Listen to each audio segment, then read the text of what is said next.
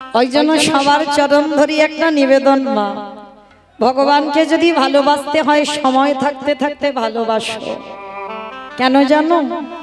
শিশুকালে কৃষ্ণ ভজে কৃষ্ণ পাবার আসে, কৃষ্ণ পাবার আসে। অগ যৌবনে কালে কৃষ্ণ ভজে আসে বানা আসে, আসে বানা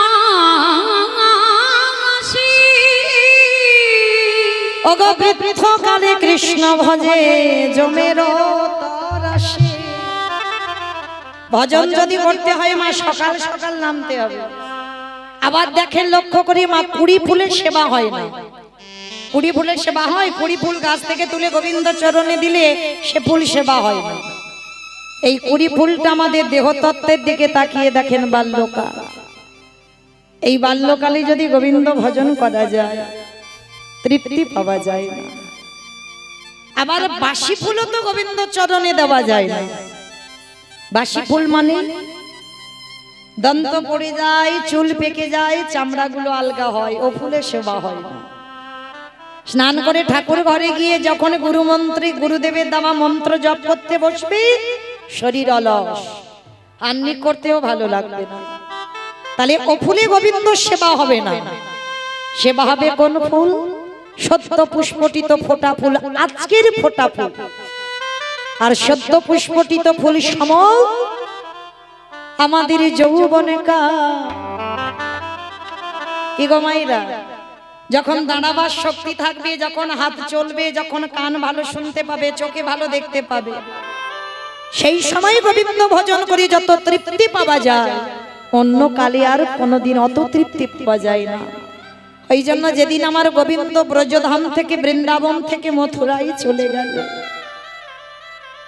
আমার রাধারানী ললিতাকে ডেকে বলেছিল, শৈরী তোর কাছে একটা নিবেদন করি। আমার গোবিন্দ যে বৃন্দাবন থেকে মথুরায় চলে গেল, কিন্তু যেদিনে আমারে বধূ ব্রজে ফিরবে সেদিনে যদি আমার দেহে যৌবন না থাকে, সেদিনে যদি আমার বধূ এসে দেখে আমার দেহে যৌবন নাই, বলে বলে অভিশাখা আমি কি দিয়ে গোবিন্দ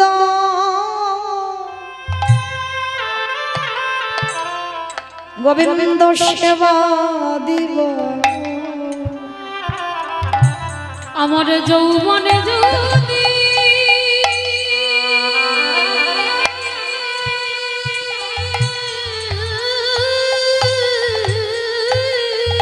বাবা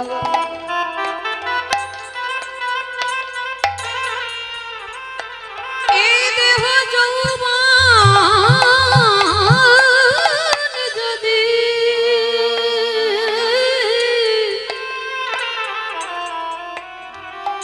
ফুরায়ে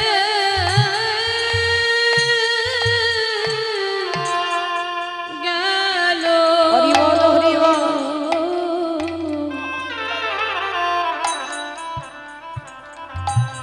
ওরে ললিতা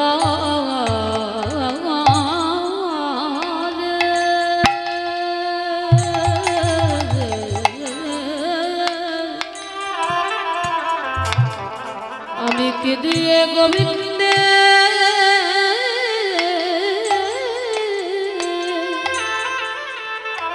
সেবা করি? ওরে ললিতা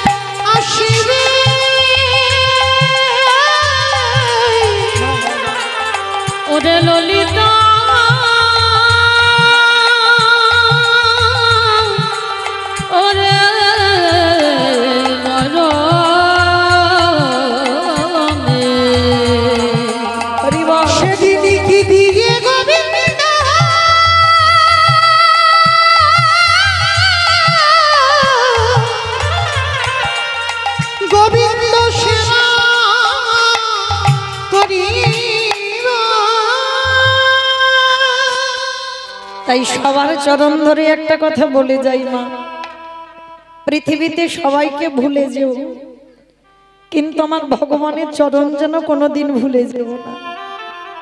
কেন জানো, আমার ওই ছেলেটা কোনোদিন বলেনি আমায় শ্বেত পাথরের মন্দির গড়ে দাও। আমার ওই ছেলেটা কোনোদিন বলেনি রজনীগন্ধার মালা দিয়ে সাজিয়ে দাও। কোনোদিন বলেনি আমাকে দামি দামি অলংকারে সাজাও। ওই ছেলেটা ভক্তের কাছে শুধু একটাই জিনিস চায়, তোরা সংসার করবি বলে এলি, সংসার কর, তাতে আমার কোনো আপত্তি নাই, কিন্তু তোদের চরণে আমার নিবেদন সারা দিনের মধ্যে একবার আমার চরণে বসে যদি একজন ভক্ত নয়নে জলে, যদি বক্ষ যুগল ভাষাই বলি কৃষ্ণ তোমার হলামে বলি, আমারে ভগবান পৃথিবীর যেখানে থাকুক না কেন, আমারে ভগবান তৎক্ষণাৎ ভক্তির দ্বারে ছুটে আসি। কেন জানো, আমার ভগবানের মতো আপনজন, ভগবানের মতো বান্ধব তোমার পৃথিবীতে আর কেউ হবে না। যদি বলেন বাবা এত বড় কথা কেন বললাম যে ভগবানের মতো বন্ধু আর কেউ হবে না, কেন জানো, এই পৃথিবীতে আমরা আসবার আগে যে আমাদের কথা ভেবে রেখেছি, বলো তোমা আমাদের আসবার আগে কেউ কি আমাদের কথা ভেবে রাখি?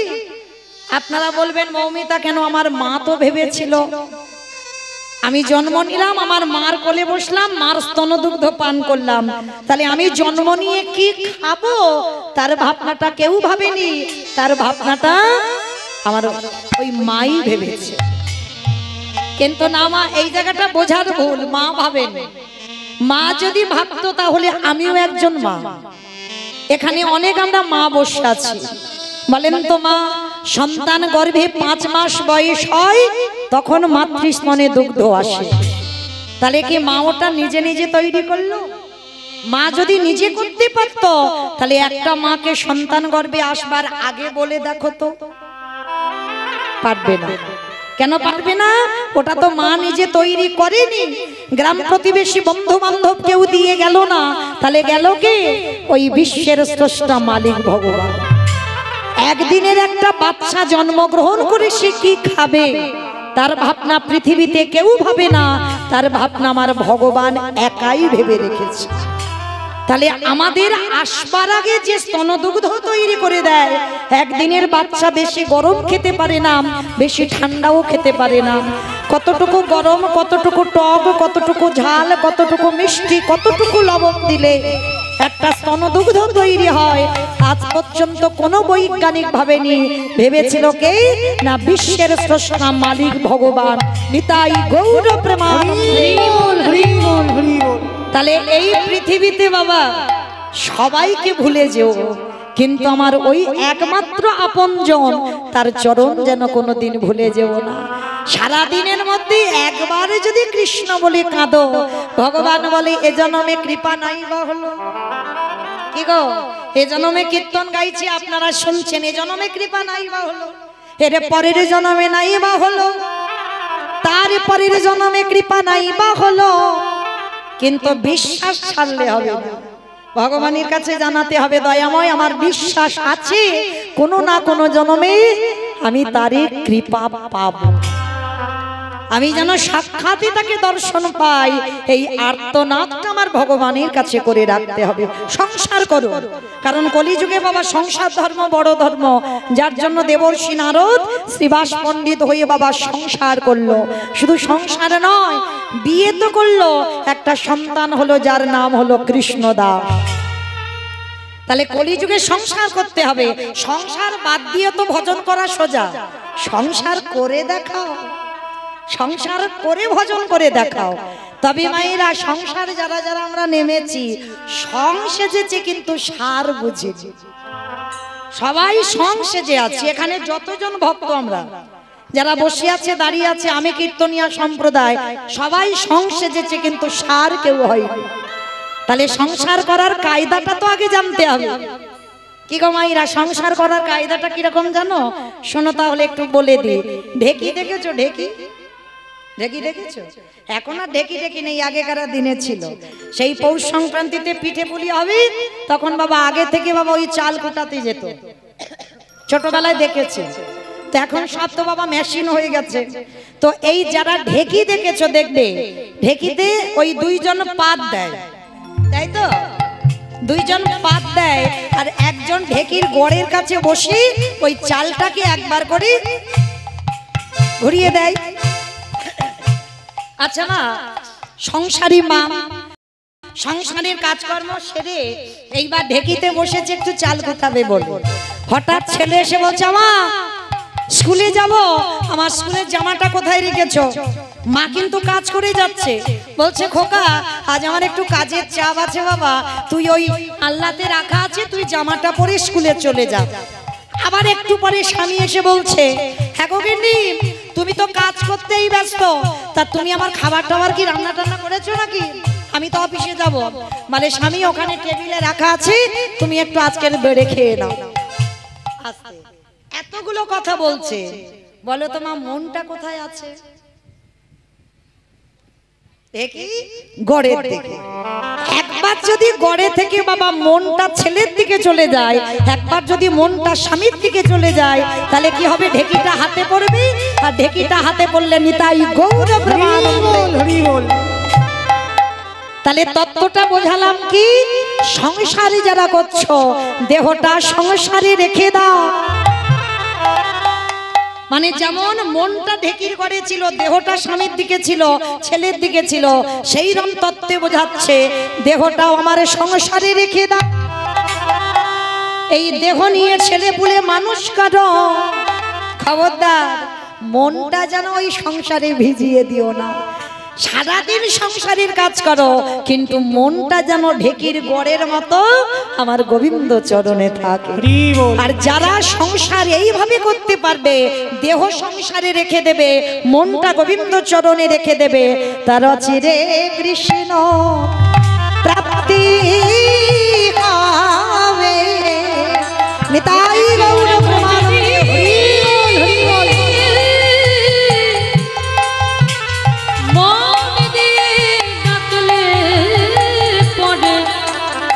চিরে কৃষ্ণ প্রাপ্তি হবে। আস্তে যেমন মাইরা আমরা যেমন ভগবানের কাছে দেখবেন, প্রত্যেকটা মা আমরা কিন্তু একটা পুত্র সন্তানের জন্য কাঁদি, কি মা কাঁদি না? আচ্ছা বলো তো, একটা ছেলের জন্য কেন এত কান্নাকাটি করি? কেন? মুখে আগুন দেবে বলে? বাতি দেবে, বাতি দেবে, সংসারে প্রদীপ, তাই তো? আচ্ছা মা, এই যে কথাগুলো আমরা বলি ভালো করে ভেবে চিন্তে উত্তর দেবে। একটা পুত্র কেন চাই? যে আমার বংশে যেন বাতিটা জ্বলে, মানে প্রদীপ জ্বলে। আচ্ছা সন্তানটা যদি প্রদীপ দেওয়ার মতো তৈরি করো, তবে তো প্রদীপ দেবে। ভালো করে বুঝতে হবে। বলে একটা ছেলে দাও তো ছেলে দাও, প্রদীপ জ্বলবে, কিন্তু যদি তাকে প্রদীপ জ্বালাতে শেখাও, তবে তো প্রদীপটা জ্বলবে। আর যদি প্রদীপ জ্বালাতে না শেখাও, তাহলে কি মা এমনি এমনি হাওয়া কলে প্রদীপ জ্বলবে? হ্যাঁ, তাকে সন্ধ্যা দেওয়া শেখাতে হবে, তাকে কৃষ্ণ ভজন শেখাতে হবে। তাহলে শেখাবে কে? বাবা নয়, মা। বাবা হলো বীজ, মা হলো ক্ষেত্র বা মাটি। বীজটা বপন করা হলো, এই মাটিটা যদি নোনা লেগে যায়, মাটির ফসল জীবনে ভালো হবে না। আপনারা অনেকে প্রশ্ন করবেন, মৌমিতা তুমি তো শুধু বলছো মাটি নাকি গন্ডগোল হলে ফসল ভালো হবে না। আচ্ছা কই বাবাদের তো বলছো না? বলে গন্ডগোলটা তো বাবাদের হয় না। যদি বলেন এ কথাটা আমার নয়, আমি গ্রন্থ ছাড়া বাবা একটা কথা বলবো না। কারণ শুধু মায়েদের জন্য ছেলে খারাপ হয়, বাবা নয়। বাবাদের যদি যদি সন্তান খারাপ হতো, তাহলে এই যে বাবা কয়েকদিন আগে মহালয়া হয়ে গেল, অসুরদের আর দেবতাদের দ্বন্দ্ব হলো না, যুদ্ধ হলো না, দেখেছো তো? এখন আর সেই ছোটবেলায় ছুটোছুটি করে মহালয় দেখার আর ইচ্ছা নেই, তাই না? এখন সব হাতে হাতে মোবাইল হয়েছে। সারাদিন যদি মনে করো সারাদিন তুমি মহালয় দেখবে, কিন্তু আগেকার দিনটা ছিল একেবারে আলাদা, তাই না?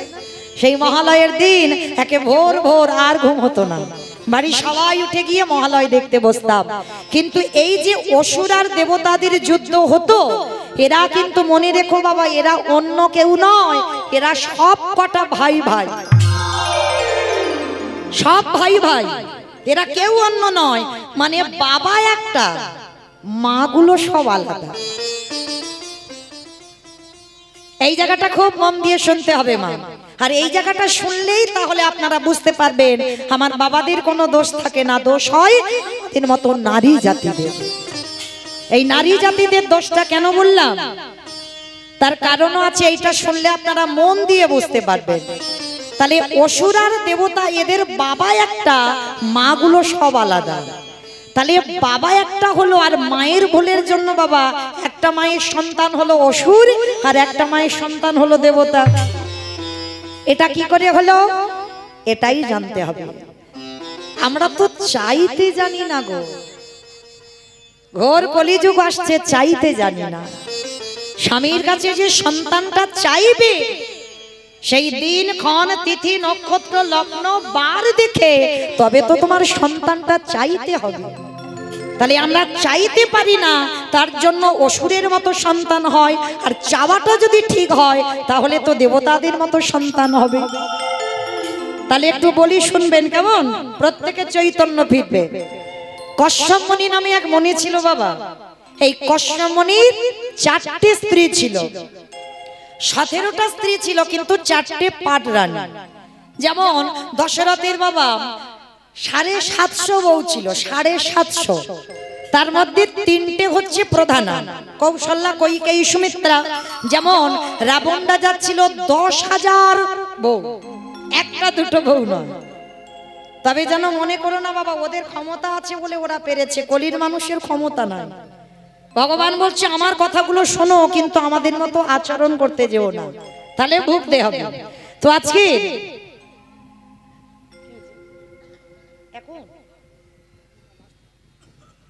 এখন বাবা এখন না, এখন দিতে নেই তো, শেষে কীর্তন শেষ হোক, কীর্তন শেষ হোক তারপর এখন রেখে দেন। নিতাই গৌর কৃষ্ণ প্রেমানন্দে হরি বল হরি বল। তা এই কশ্যপ মুনির 4টে পাট রানী ছিল, দিতি, অদিতি, কদ্রু, বিনতা, 4টে পাট রানী। তার 4টে রানীকে রেখে বাবা ওই স্বামী চলে গিয়েছিল 12 বছর তপস্যা করতে, 12 বছর মানে এক যুগ। তার তপস্যায় বসেছে, আর 4টে রানী সব ঘরে বসে বসে কাঁদছে। কেন? কোনো কিছুর অভাব নাই, টাকা পয়সা, সোনা দানা, ঘর বাড়ি, কিছু অভাব নাই, তাহলে কাঁদছে কেন? একটা নারীর যদি মা সব সুখ থাকে, কিন্তু একটা সুখ যদি না থাকে, মৃত্যুর আগের দিন পর্যন্ত তার কাঁদতে হয়। কি সুখ? ওই মা বলা সন্তান। তার 4টে রানী ঘরে বসে বসে কাঁদছে, আর ওদিকে কশ্যপ মুনি তপস্যায় বসেছে বাবা, কিছুতে আর ধ্যানে মন দিতে পারছে না, বারবার চঞ্চল হয়ে যাচ্ছে মন। এমন সময় 12 বছর পর স্বামী ফিরেছে। স্বামী ফিরে 4 জন রানীকে ডেকে বলছে, বড় রানী, মেজ রানী, সেজ রানী, ছোট রানী, এখানে এসো। কি ব্যাপার? তোমরা 4 জনে বসে বসে কাঁদছো ঘরে, ওদিকে যে আমার তপস্যায় বসতে পারছি না, আমি চঞ্চল হয়ে যাচ্ছি, কি ব্যাপার বলো, তোমাদের কি অসুবিধা হয়েছে? 4টে রানী কেঁদে উঠলো, স্বামী আমরা সন্তানের জননী হতে চাই। বেশ, এই আশা তোমাদের 4 জনে? তাহলে যাও তোমরা 4 জনে স্নান করে এসো, গঙ্গা স্নান করে এসো। তবে আমি যোগী পুরুষ, আমি কারোর ঔরসজাত সন্তান দিতে পারবো না, আমার আশীর্বাদে তোমরা 4 জনেই মা হবে। এইবার 4টে রানী স্নান করে এসেছে। প্রথমে বড় রানী এসেছে অদিতি। তা কশ্যপ মুনি ডাক দিয়েছে, বড় রানী বলো তুমি কেমন ছেলে চাও? বড় রানী প্রথমবারেই বলে উঠল, স্বামী সন্তান যদি দিতে হয়, আমার গর্ভে এমন এমন ছেলে দাও যাদের জন্য যেন আমার জগৎ জোড়ার নাম ডাক হয়। তা কশ্যপ মুনি বললেন, তথাস্তু বড় রানী, তাই হবে। তোমার গর্ভে যারা যারা আসবে তারা সবাই হবে স্বর্গে দেবতা। দেবতাদের মায়ের নাম হলো অদিতি, বাবা কিন্তু একটা, লক্ষ্য করবে, এইবার মেজরানীকে ডেকেছে, মেজরানী বলো তুমি কেমন সন্তান চাও। আর লক্ষ্য রাখবেন মা, একটা পুরুষকে যত না হিংসা করে, একটা নারী কিন্তু একটা নারীকেই হিংসা করে না। আমার একজন দেখবে রাস্তা দিয়ে দামি শাড়ি পরে যাচ্ছে, তার থেকে আমার ভালো শাড়ি আছে, তবু স্বামীকে ডেকে বলবে হ্যাঁ গো ওই রকম শাড়ি আমার একটা লাগবে, তাই না? মানে এক নারী আর এক নারীকে হিংসা করে। তো বড় রানী তো আগে নিয়েছে, বড় সে সবার বড়, তো মেজ রানী এসে বলছে আমি আর কি নেব বলো। বড় দিদি তো আগে চাইলো, তুমি বড় দিদিরটা মাথারটা দিয়ে দিলে, আমার ভাগে আর কিছু আছে? আরে বাবা তুমি রেগে যাচ্ছ কেন? তুমি শান্ত হও, শান্ত হয়ে আমার কাছে প্রার্থনা করো তুমি কেমন ছেলে চাও।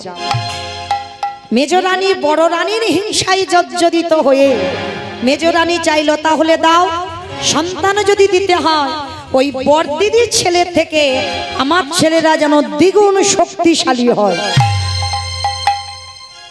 সে কি তুমি বড় দিদির হিংসায় সন্তান চাইছো যে বড় দিদির ছেলে থেকে তোমার ছেলেরা শক্তিশালী? হ্যাঁ আমার ওই রকম ছেলে লাগবে।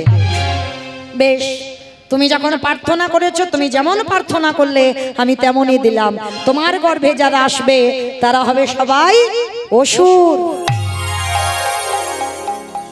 মেজ রানী দ্বিতীয় গর্ভে এলো সবাই অসুর, মানে বড় রানীর সন্তান হলো দেবতা আর মেজ রানীর সন্তান হলো অসুর। আর 3 নম্বরের মানে তৃতীয় রানীকে ডাক দিয়েছে, সেজ রানী এদিকে এসো, বলো তুমি কেমন ছেলে চাও। সে তো বাবা আরো রেগে যেন একেবারে চোখ মুখ লাল করে আছে। মানে বড় দিদি আগে নিয়ে নিল, মেজ দিদি আগে নিল, আমার ভাগে আর ভালো কিছু আছে, সবচেয়ে শেষেরটা পড়ে আছে। সেজ রানী বাবা এমনি সেজজন একটু বাবা বধ হয়, তো সেজজন রেগে গিয়ে একেবারে বললেন আমি আর কি চাইবো বলো, তুমি তো বড় দিদিকে দিলে, মেজ দিদিকে দিলে, আমার ভাগে আর কিছু আছে? আরে বাবা তুমি অত রেগে যাচ্ছ কেন? তুমি শান্ত হও, কারণ আমার কাছে সন্তান কামনা করছো, একটু শান্ত হয়ে চাও, বলো তুমি কেমন ছেলে চাও। শান্ত পরে হব, দিতে যদি হয় তাহলে ওই বড় দিদির ছেলে নয়, মেজ দিদির ছেলে নয়, আমার গর্ভে এমন ছেলে দাও যেন আমার ছেলেদেরকে দেখে পৃথিবীর সবাই ভয়ে থরথর করে কাঁপে। চমকে উঠল কষ্ট। কদ্রু সে কি তুমি আমার কাছে সন্তান চাইছো, তোমার সন্তানকে দেখে সবাই ভয় পাবে? হ্যাঁ আমার ওই রকম ছেলে লাগবে। প্রথমেই বলেছি মা বাবা একটা, তাহলে চাওয়ার গন্ডগোল হচ্ছে। এইবার কদ্রু যেই না চাইলো আশীর্বাদ দিয়ে দিল, বেশ তোমার ছেলেকে দেখে বড় রানী মেজ রানীর ছেলে নয়, সবাই ভয় পাবে পৃথিবী, তোমার গর্ভে যারা আসবে তারা সবাই হবে এক একটা বিষধর সাপেদের মা। পৃথিবীতে যত রকমের সাপ আছে সাপেদের মা হলো কদ্রু। তাহলে 3টে রানী হয়ে গেল। মনে রাখবেন মা, সব কিন্তু নারী, সব নারী, কিন্তু তাদের চরিত্র কত তফাৎ। তাহলে 3টে রানী হয়ে গেল। এইবার ছোট রানীটা যেন কি বললাম নাম? বিনতা। বিনতা। এইবার যেই না বাবা ওই বিনতা সবার পিছনে, অত ছোট সবার পিছনে বসে বসে কাঁদছে, কসম মনে ডাক দিয়েছে। ওটা খুব আদরের স্ত্রী, তবে স্ত্রী নয়, বউও নয়, সহধর্মিণী। বউ তো সবাই হতে পারবো মা, স্ত্রী সবাই হতে পারবো। এখানে আমরা এতগুলো মেয়ে আছি, এখানে খুঁজলে একটা মিলবে কি তা সন্দেহ। সহধর্মিণী সবাই হতে পারে না। তো আজকের এই কদ্রু ওই বিনতার চরিত্রটা একটু শোনেন, বুঝতে পারবেন সহধর্মিণী কাদের বলবে। দূরে দাঁড়িয়ে দাঁড়িয়ে কাঁদছে আর কসমনে ডাক দিয়েছে, অবিন বেনো এদিকে এসো। সে কি গো এইরকম বসে বসে কাঁদছো কেন? বল কি হয়েছে তোমার?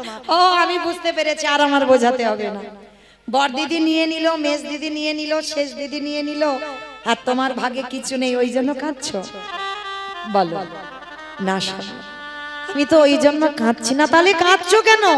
চাও, তুমি কেমন ছেলে চাও আমায় বলো, আমি দেব। ওরকম বললে হবে না স্বামী। সবার প্রথমে চরিত্র দেখে। গলদেশে বসন দিয়ে স্বামীর চরণে প্রণাম করে স্বামীকে বললেন, স্বামী গো, আগে সত্য করো, যেমন সন্তান চাইবো দেবে। আরে বাবা, তোমার বড় দিদি, মেজ দিদি, শেষ দিদিকে দিলাম, তোমায় দেবো না? বলো তুমি কেমন? না, ওরকম করে নয়, আগে আমার মাথা ছুঁয়ে প্রতিজ্ঞা করো, যেমন চাইবো তেমন দেবে। আরে বাবা, বলছি তো, তুমি যেমন ছেলে চাইবে আমি দেব দেব দেব। ওগো স্বামী গো, দিতে যদি আমারে বড় দিদির মতো সন্তান চাই না, আমারে মেজ দিদির মতো সন্তান চাই না, আমারে শেষ দিদির মতো সন্তান চাই না। সন্তান যদি দিতে হয় তুমি আমার গর্ভে একটাই সন্তান দিও। সে কি গো, এরা এতগুলো করে চাইলো তুমি একটাই বলে? হ্যাঁ, মনে রেখো মা, 10-5টা দরকার নেই, একটা যেন 10-এর একজন হয়। বলে আমার একটাই সন্তান দিও, কিন্তু কথা দাও সে যেন কৃষ্ণ বলে বলে কাঁদিতে পারে। আমার অন্য নিতাই গৌর প্রেমানন্দে হরি বল হরি বল হরি বল।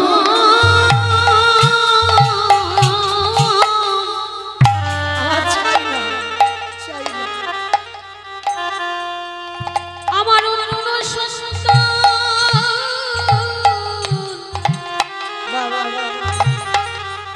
চাহি না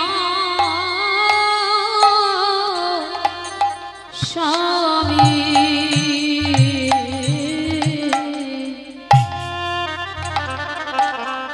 সেজন্য কৃষ্ণ বলে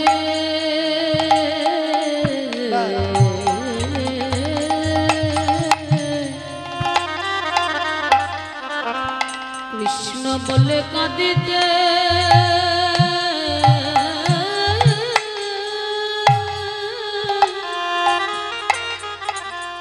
কাঁদিতে পারে।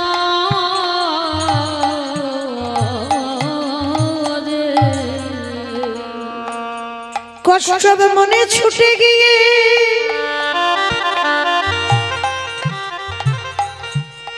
বিনোদাকে ধরে বললেন, বিনু গো, তোমার মতো ঘরণী যেন আমি জনমে জনমে পাই, তোমার মতো ঘরণী যেন আমার যুগে যুগে আসে।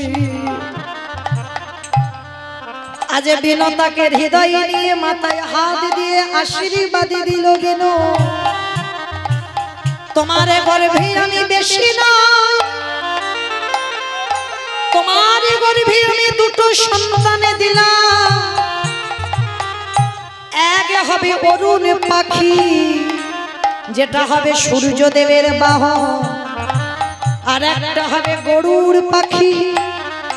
ওগো বিনোদা গো, ওই গরুর পাখি কি করবে জানো? শুধু নারায়ণ বলে কাঁদেবে না, তোমার ওই সন্তান ভগবানকে কাঁধে কাঁধে নিয়ে বেড়াবে। নিতাই গৌর হরি বল হরি বল হরি বল।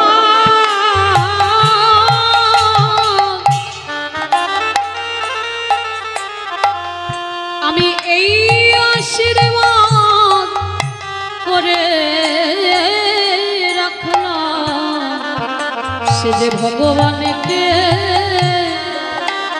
কাঁধে নিয়ে চলতে পারবে। ওগো স্বামী গো, ওগো স্বামী,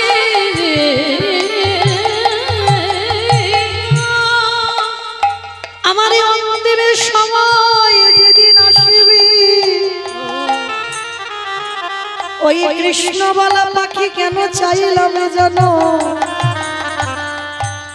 যেদিন আমার যাবারে বাঁশি বেজে যাবে, যেদিন আমার চরণ আর কৃষ্ণ মন্দিরে যাবে না, যেদিন আমার হাত দুখানা আর তুলসী তার চরণে দেবে না, যেদিন আমার কর্ণ আর কৃষ্ণ নাম শুনবে না, যেদিন আমার জিহ্বাতে কৃষ্ণ নাম আর আসবে না, যেদিন আমি এই নয়নে আর কৃষ্ণ রূপ দেখতে পাবো না, ওই কৃষ্ণ বলা পাখি কেন চাইলাম জানো, আমার মৃত্যুর সময় আমার পাশে বসে আজ কৃষ্ণ কৃষ্ণ নাম শোনাইবে। আমি কৃষ্ণ তাই গৌর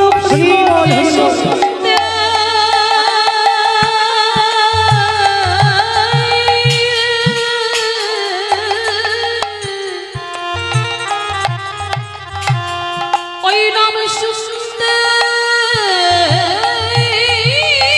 শুনতে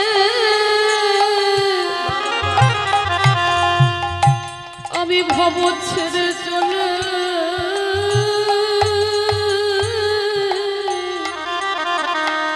যাব।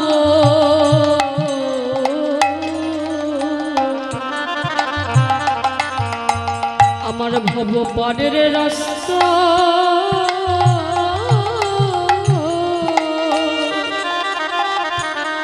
রাস্তা পরিষ্কার হবে। তাহলে মায়েরা এই জায়গাটা ভাবেন, সবাই তো নারী, সবার চরিত্র কি এক হলো?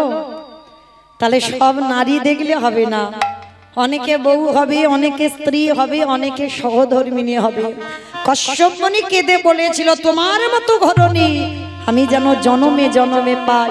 সহধর্মিনী তো তাকেই বলে যে একটা কৃষ্ণ বলা পাখি সন্তানের মা হতে পারবে। যে নারী স্বামী অসৎ পথে গেলে স্বামীকে সৎ পথে আনবে, সে কোনোদিন একাদশী করে না, হরি বাসরে বসে না। তুমি যদি বাবা সেই ঘরের ঘরণী হও, এই দামোদর ব্রতের মাস চলছে, নিয়ম সেবার মাস চলছে, প্রতিদিন আমাদের মনুষ্য জীবনে কর্তব্য একটা করে ঘিয়ের প্রদীপ ভগবানের চরণে দেওয়া। শুধু আমরা নারী বলি না, ঘরের স্বামী ছেলে প্রত্যেকে, শ্বশুর শাশুড়ি বাবা মা যাদের যাদের আছে, প্রত্যেকের কর্তব্য সন্ধ্যাবেলায় একটা করে ঘিয়ের প্রদীপ দিতে হয়। ওই কতজন দিচ্ছেন একবার হাতটা তোলেন তো দেখি, কতজন দীপ দিচ্ছেন এ মাসে? বাহ, অনেক হাত মোটামুটি উঠেছে, কিন্তু আর উঠলো না কেন গো মা? হ্যাঁ গো, ডাক তো এসে যাবো যাবো ভাব, এই যে অসময়ে যা বৃষ্টি, কোন দিন বলতে কোন দিন বাবা এমন বন্যা হবে সব ভেসে চলে যাব। হ্যাঁ, তাহলে এসেছিলাম কৃষ্ণ ভজবো বলে, কৃষ্ণ ভজিবার তোরে সংসারে আয়ন, মিছে মায়ায় বদ্ধ হয়ে বৃক্ষ সম হইন। কেন মিথ্যাবাদী হয়ে যাচ্ছ ভগবানের কাছে? আমরা তো প্রত্যেকে বলেছিলাম বাবা কৃষ্ণ দাস হব, সে উল্টে গিয়ে বাবা এখন মায়ার দাস হয়েছি, কৃষ্ণ দাস ভুলে গেলাম।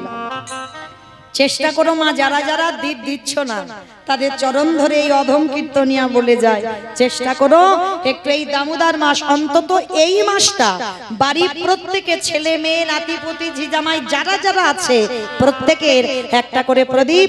এই তো গ্রামাঞ্চলের মা কাদামাটির অভাব নাই, বাজার থেকে কেন কিনতে যাবেন, মাটি দিয়ে প্রদীপ তৈরি করবেন, আর সেই প্রদীপ প্রত্যেক দিন একটু ঘি দিয়ে সলতে তৈরি করে আমার ভগবানের চরণে দেবেন। ভগবানের চরণে দেখাবেন 4 বার, নাভিতে দেখাবেন 2 বার, বদনে দেখাবেন 3 বার, সর্বাঙ্গে দেখাবেন 7 বার। কত হলো? কত হলো? 17 বলে নাকি 17, অনেক খিচুড়ি শুলে যাই। 16 মানে ভগবান 16 কলায় পরিপূর্ণ। তাই আমার বলতে যা কিছু আছে, হে দয়াময়, আমি এই ঘিয়ের প্রদীপ জ্বালিয়ে তুমি যেমন 16 কলায় পরিপূর্ণ পূর্ণ ব্রহ্ম সনাতন, আমি তেমন মনুষ্য কুলে এসে আমার বলতে যা কিছু আছে আমি সবে তোমার চরণে দিলাম। এই জন্য 16 বার পাকটা দিতে হয়। তো আজকের চেষ্টা করবেন মা, বেশি দিন তো হয়নি, এখনো 10 দিন যায়নি, সবে 8 দিন নাকি 9 দিন, যাই হোক 9 দিন, তাহলে এখনো বাকি আছে বাবা, এখনো অনেকটা দিন বাকি আছে। যারা দেন না কালকে থেকে না আজকে থেকে শুরু করবেন, এইটুকু আপনাদের চরণ ধরে নিবেদন, দেখবেন খুব ভালো লাগবে, বড় শান্তি পাবেন। সংসারে শান্তি তো এক জায়গায়, কৃষ্ণ চরণ তলে। সংসারে সারা দিনে যদি জ্বালা যন্ত্রণায় থাকো, সন্ধ্যাবেলায় আমার গোবিন্দ চরণে যদি বাতি জ্বালাতে পারো, তোমার জীবন জনম ধন্য হবে। তাই গৌর হরিবে সন্ধ্যাবেলায় বাতি দিলে জীবন জনম ধন্য হবে। আসতে তাহলে মা কি বোঝা গেল?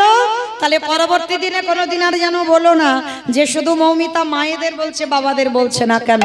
তাহলে এইটুকু শুনে আপনারা বুঝতে পারলেন, মাটি যদি গন্ডগোল হয় মাটির ফসল জীবনে ভালো হবে না। তাহলে ভগবানকে ঠিক ঠিক ডাকার মতো ডাকতে হবে। চলেন আজকের আমরা একটু নবদ্বীপের মাটিতে গিয়ে দেখব, কারণ একটু হলেও আমাদের নদিয়ায় যেতে হবে। কেন জানো? কারণ এটা তো আমাদের কলিযুগ, সত্য নয়, ত্রেতা নয়, দাপর নয়, এটা কলিযুগ। সত্যতে নারায়ণ, ত্রেতাতে রামচন্দ্র, দাপরে কৃষ্ণ, আর কলিতে হলেন শ্রীকৃষ্ণ চৈতন্য মহাপ্রভু। তাহলে চলেন নবদ্বীপে গিয়ে একবার ভাবটা দর্শন করি। আজ নদীগা উদয়গিরি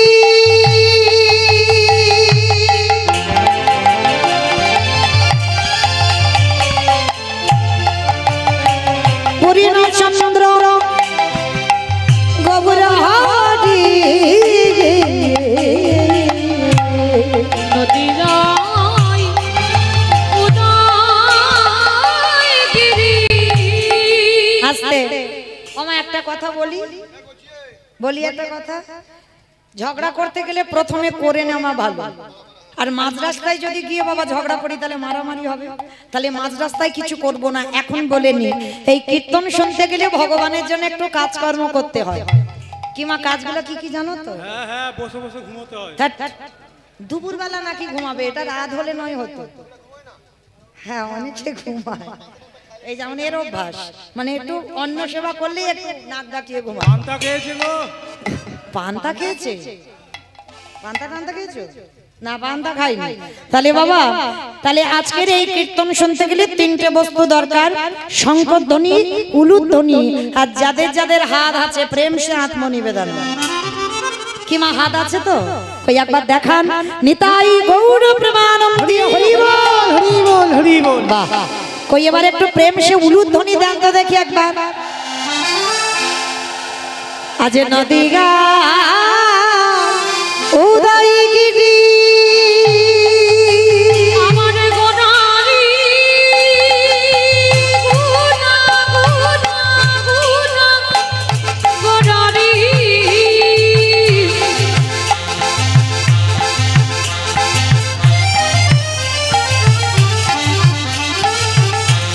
গোনা গোনা গোনা গোনারি গুনা গোনারি।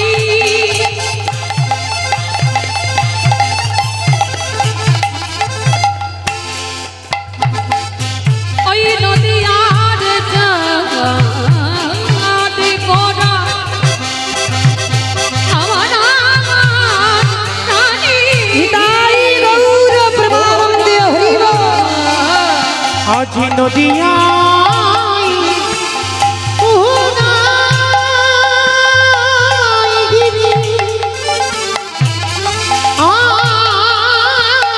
পূর্ণ চন্দ্র আমার গৌরী হরি। আজ কৃপা করি হইল উলুধ্বনি। কৃপা করি হইলে কৃপা করে হইল আজ সোনার নদী গৌরদয়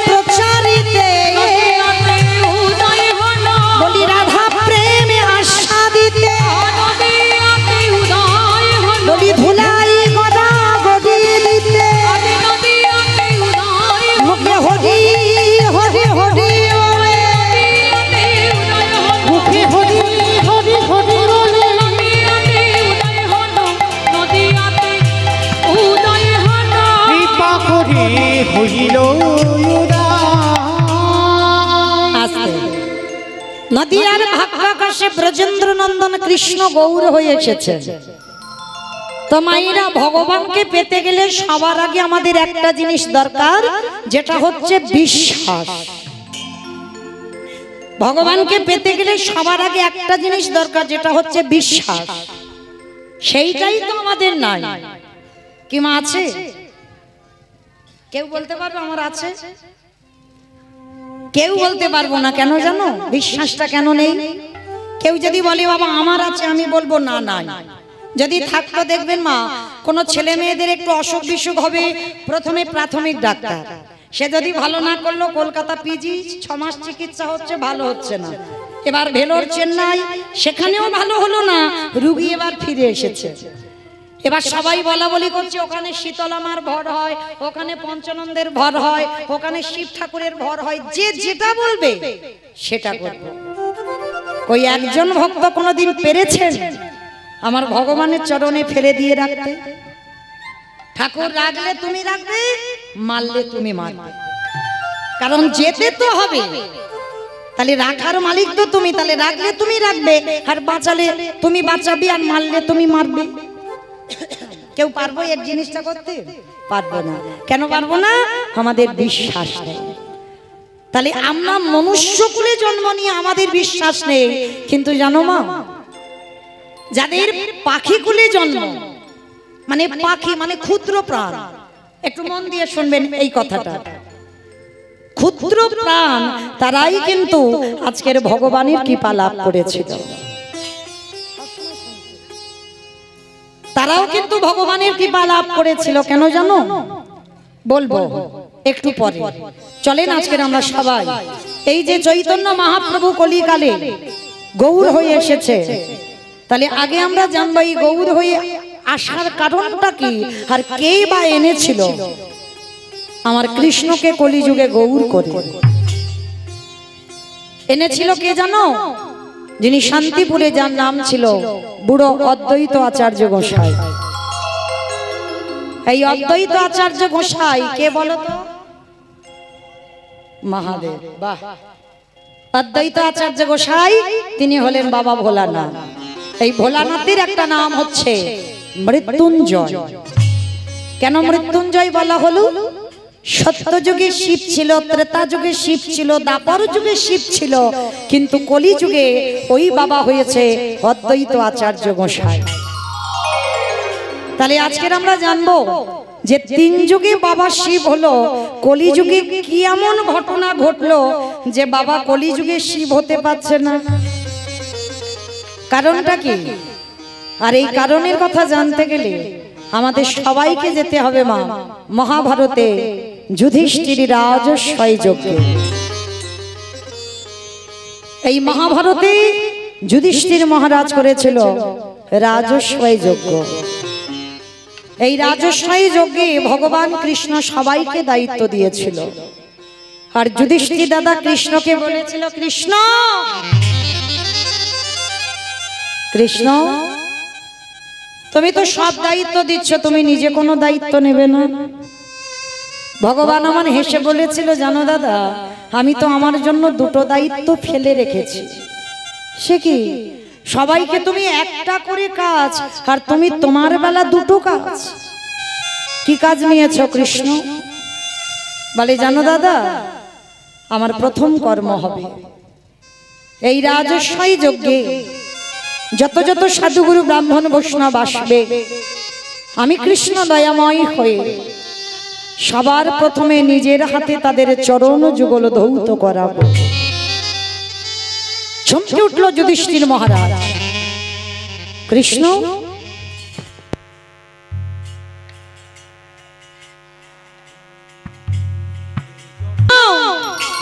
কৃষ্ণ যত যত ভক্ত আসবে তুমি সবার পা ধোপাবে। বলে, হ্যাঁ, ওই 2টো কাজ আমি আগে করব, ভক্তদের সবার আগে চরণ যুগল ধৌত করাবো। আচ্ছা মা বলেন তো, যিনি বিশ্বের শ্রেষ্ঠ মালিক ভগবান, যার কোনো কিছু অভাব নাই, যে মনে করলে পৃথিবীটাকে 1 সেকেন্ডে লয় প্রলয় করে দিতে পারে, সেই ভগবান আজকের পা ধোয়াচ্ছে কেন ভক্তদের? মনে রাখতে হবে, নিজে আচরি ধর্ম জীবের শিখাই, নিজে না করলে ধর্ম জীবকে শেখানো না যায়। ভগবান নিজে আগে আচরণ করে শিক্ষা দিচ্ছে, ওরে কলির জ্ঞানন্ধজীব, তোদের দুয়ারে যদি কোনোদিন সাধুগুরু বৈষ্ণব আসে, সবার আগে চেষ্টা করতে হবে মা, সবার আগে ঘটিতে করে জল নিয়ে তাদের পা ধোয়াতে হবে। এগুলো আগেকার দিনে নিয়ম বাবা মানতো, আমার ঠাকুমাদের দেখতাম। আর এই আমাদের মতো মেয়েরা যত টিভি সিরিয়াল দেখে আর তাদের মতো আচরণ হয়ে যায়, ভুলে গেছে সেই সব সংস্কৃতির কথা। কিন্তু তবু চরণ ধরি বলে যায়, যদি দুবারে কোনোদিন বৈষ্ণব আসে, দুবারে কোনোদিন গুরুজন আসে, দুবারে বছরান্তরে যদি গুরুদেব আসে, সবার আগে পা ধোবার ব্যবস্থাটা করবেন। যদি বছরান্তর সাধুগুরু বৈষ্ণব গুরুদেব যদি নাও পান, যে যার ঘরের বাবা মা তো আছে, শ্বশুর শাশুড়ি তো আছে। কথাটা হাসির বললাম না মা, কলির মানুষ তো ওই জন্য হাসিটা পেল। শাস্ত্র জ্ঞানও নাই, শাস্ত্র অধ্যয়নও করি না, এটা আমি বলে যাচ্ছি না, ভগবান কৃষ্ণ সুদামাকে বলে রেখেছে, সুদামা পৃথিবীতে সব থেকে বড় গুরু হলো যে যার ঘরের বাবা মা, তারপরে গুরু হলো শিক্ষা গুরু, দীক্ষা গুরু, তারপরে গুরু হলাম আমি ভগবান। এই পৃথিবীতে বাবা বছরান্তরে যদি কাউকে না পান, যেতে হবে না নবদ্বীপ, যেতে হবে না বৃন্দাবন, যেতে হবে না হরিদ্বার, দক্ষিণ ভারত, পশ্চিম ভারত, কোথাও যেতে হবে না। যদি বছরান্তর একবার পিতামাতা বা শ্বশুর শাশুড়ির চরণ ধোয়াতে পারে, মনে করে রেখো ওই দুটো চরণ খুব মূল্যবান চরণ গো, যারা হারিয়ে ফেলেছ আর মৃত্যুর আগের দিন পর্যন্ত কাঁদলে পাবে না। আর যাদের আছে একটু চেষ্টা করে একটু আঁকলে যত্ন করে ধরে রাখতে। এটা এই কীর্তনিয়া মৌমিতা বলে গেল না, ভগবান কৃষ্ণ জগৎকে শিক্ষা দিল, সবার বড় গুরু হলো যে যার ঘরের বাবা মা। তাহলে আজকের ভগবান কৃষ্ণ শুধু পা ধোয়াচ্ছে নয় জগৎ শিক্ষার জন্য, ভক্তরা যারা প্রসাদ পেয়েছে, কৃষ্ণ আমার নিজের হাতে ওই এঁঠো পাতাগুলো তুলে নর্দমায় ফেলছে। আর নর্দমায় যেখানে ওই এঁঠো পাতা ফেলছে, ওই পাতাতে এঁঠোগুলো লেগে আছে না, কৃষ্ণ একটু করে এঁঠো নিয়ে আজকে সারা অঙ্গে মাখছে। ও যে ভক্তে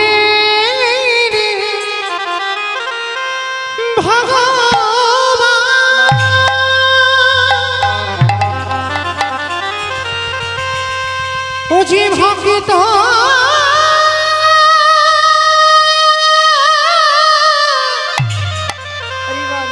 ভক্ত ছাড়া কিছু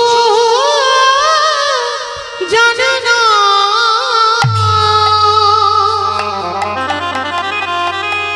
তাই তো যুগে যুগে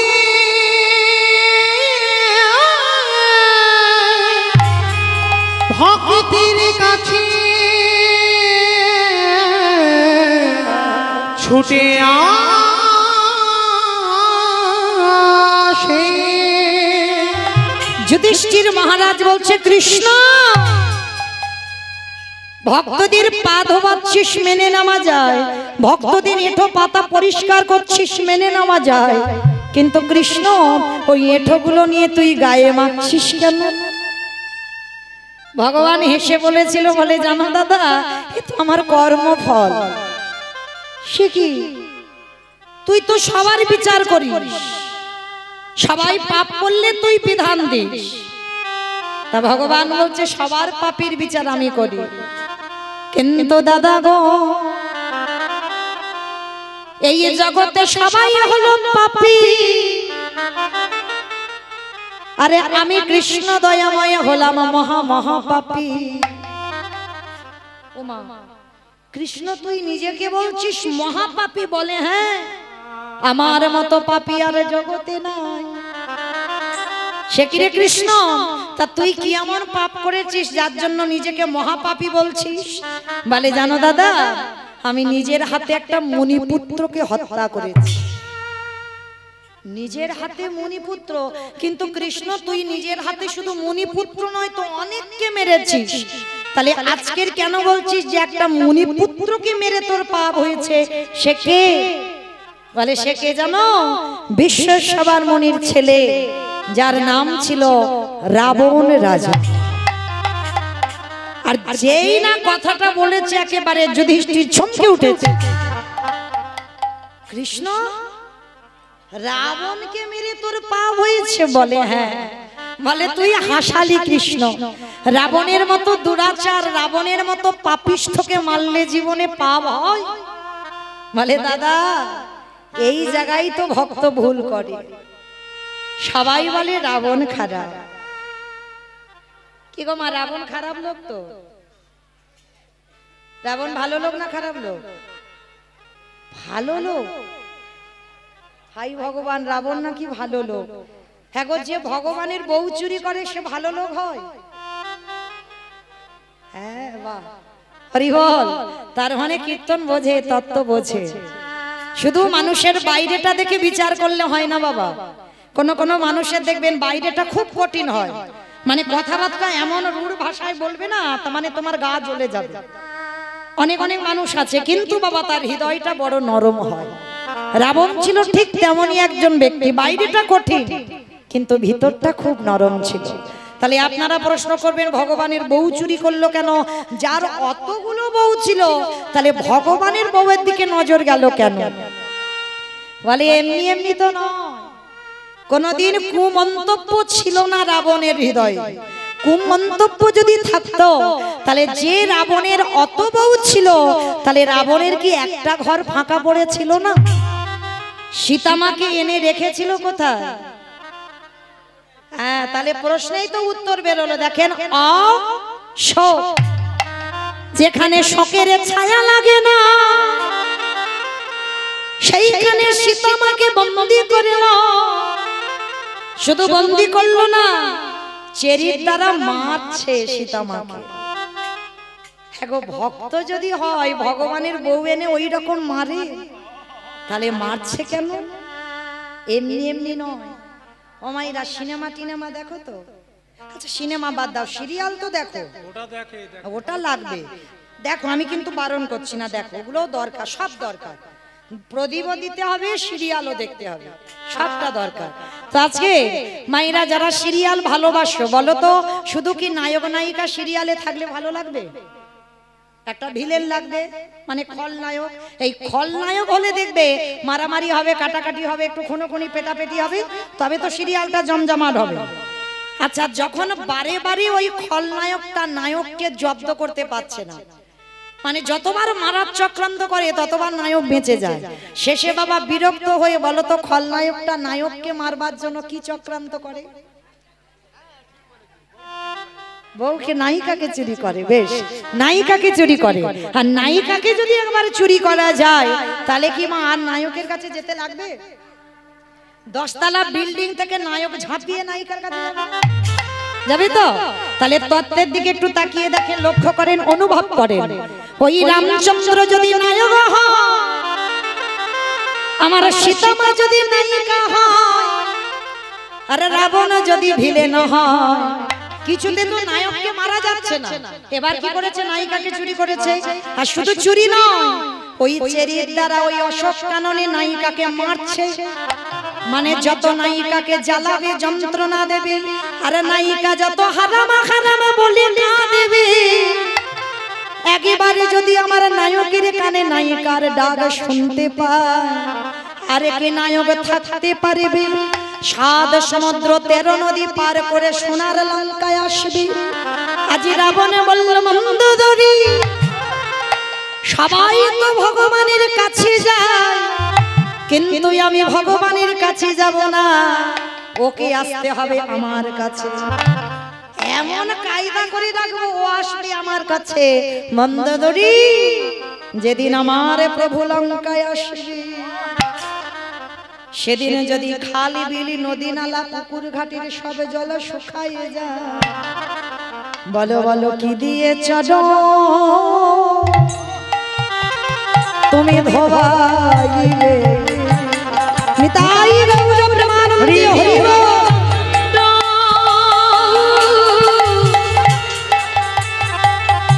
যেদিন প্রভু রামচন্দ্র লঙ্কা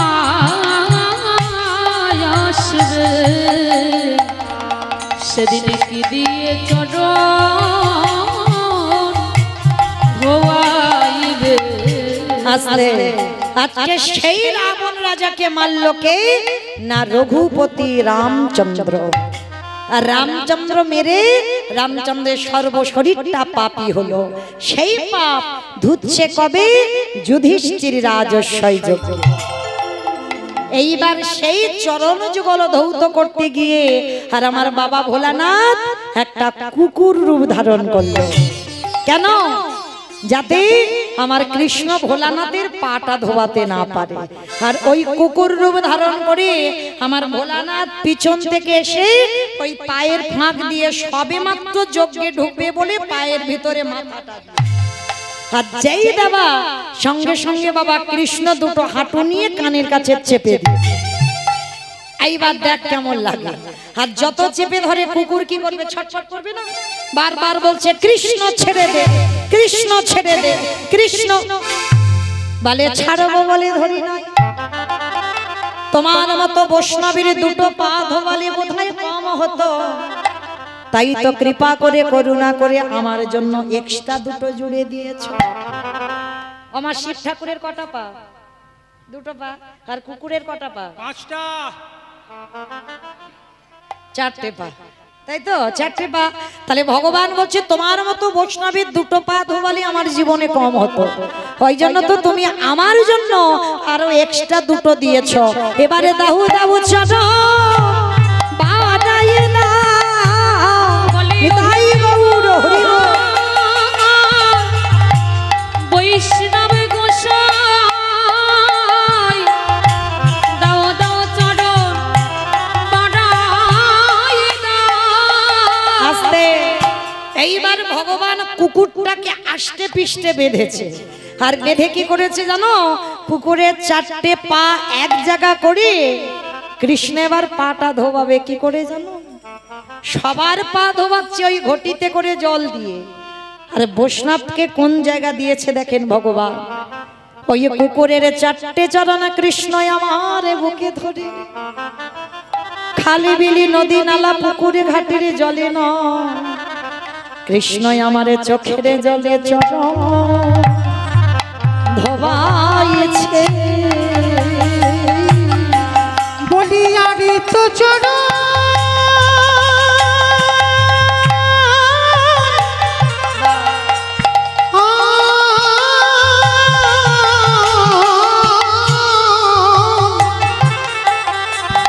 বলিয়ার তো চরণ ছাড়িব না গো। আজ চোখের জলে চরণ চরণ ধোয়াইছে। সেদিন আমার ভোলানাথ প্রতিজ্ঞা করেছিল রাজস্বই যজ্ঞে কৃষ্ণ আগত কলিকালে আমি আর শিব হব না, আমি হব অদ্বৈত আচার্য গোসাই। এই মা বোঝা গেল? ওই জন্য কলিযুগে আর শিব হয়নি, অদ্বৈত আচার্য হলো। কেন? রাজস্বই যজ্ঞে আমার কৃষ্ণের চোখের জল বাবার চরণে পড়েছিল। আর সেদিন বাবা প্রতিজ্ঞা করেছিল কলিযুগে আমি শিব নয়, আমি হব অদ্বৈত আচার্য। আরে তুই কৃষ্ণ নয়, তুই হবি আমার নদী আর নিমাই চা।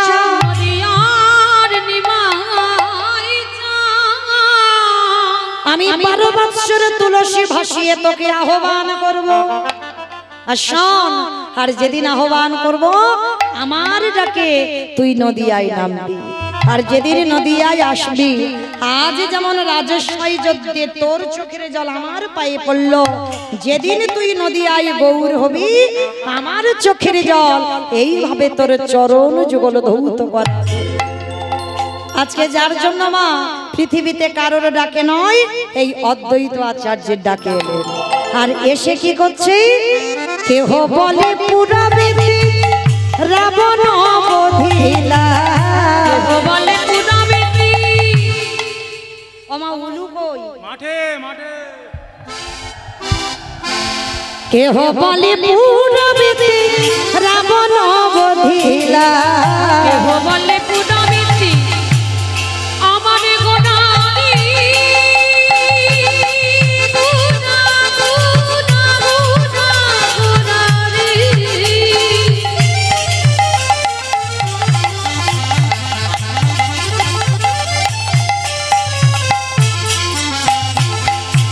গোড়া গোড়া গোড়া গোড়া রে গোড়া গোড়া রে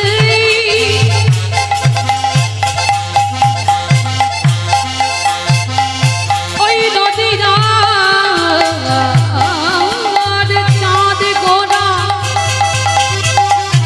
আমার জানে গোড়া কেহ বলে পুরাবেতে রাবণ অবধিলা ও গো গোলকের বৈভবে লীলা প্রকাশ করিলা ওই গোলকের বৈভব লীলা প্রকাশ করিলা ওই গোলকের বৈভব লীলা প্রকাশ করিলা শ্রী রাধারে ভাবে গোড়ায় অবতার রাধারে ভাবে রে গোড়া বাবুতা হরি শ্রীরাম হরি ভাবে এবে গোড়ায় অবতার ওই রাধারে ভাবে রে গোড়া বাবুতা হরে কৃষ্ণ নামে গৌরে করিলা প্রচার ওই হরে কৃষ্ণ নাম গৌ করিলা প্রচার ওই হরি কৃষ্ণ নাম গৌর হরিলা প্রচার এইবারে লীলা প্রকাশ হলো এইবারে লীলা প্রকাশ হলো এইবারে লীলা প্রকাশ হলো এইবারে লীলা প্রকাশ হলো গোলকের বৈভবে লীলা প্রকাশ ওই করিলা গোলকের বৈভব লীলা প্রকাশ করিলা ওই গোলকের বৈভব লীলা প্রকাশ করিলা বাসুদেব ঘোষে কহি গরি জোড়হা করি জড়হা ও গো জেগে গো সেই কৃষ্ণ সেই তো জগন্নাথ অবশ্যই তো যাব না বাসুদেব ঘোষে আহে এইবারে লীলা প্রকাশ হলো বাসুদেব ঘোষে কহে এইবারে লীলা প্রকাশ হলো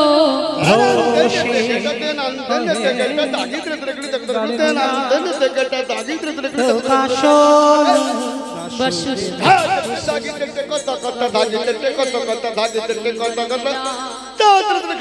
বাসুদেব বাসুদেব ঘোষে কহে এইবার লীলা প্রকাশ হলো বাসুদেব ঘোষে কহে এইবার লীলা নিতাই গৌর প্রেমানন্দে হরি বল হরি বল হরি বল প্রকাশ হলো বাসুদেব ঘোষে কহে এইবার লীলা প্রকাশ হলো রে ও গো বাসুদেব ঘোষে কহে